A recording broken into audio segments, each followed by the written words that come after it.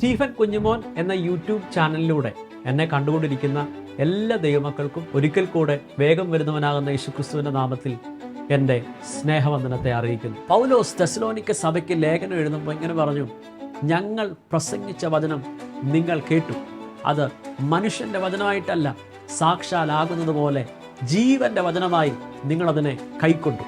അങ്ങനെ അവൻ കൈക്കൊണ്ട വചനത്തെ നിങ്ങൾ വിശ്വസിച്ചു.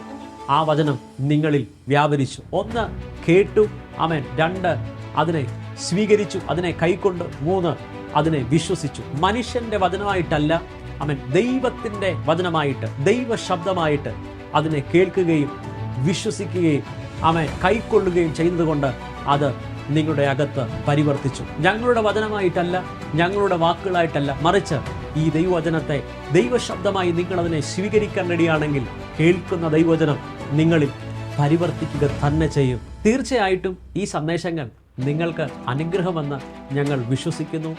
ഇതിനെ ഷെയർ ചെയ്യുക, ഞങ്ങളെ സപ്പോർട്ട് ചെയ്യുക. ഈ സ്ക്രീനിൽ കാണുന്ന നമ്പറിൽ നിങ്ങളുടെ പ്രാർത്ഥന വിഷയങ്ങൾ അയയ്ക്കുക. നിങ്ങൾക്ക് പ്രാർത്ഥനയ്ക്കായി വിളിക്കാവുന്നതാണ്. ഞങ്ങൾ കുടുംബമായി നിങ്ങൾക്ക് വേണ്ടി പ്രാർത്ഥിക്കുന്നതാണ്. കർത്താവ് എല്ലാവരെയും ധാരാളമായിട്ട് അനുഗ്രഹിക്കട്ടെ.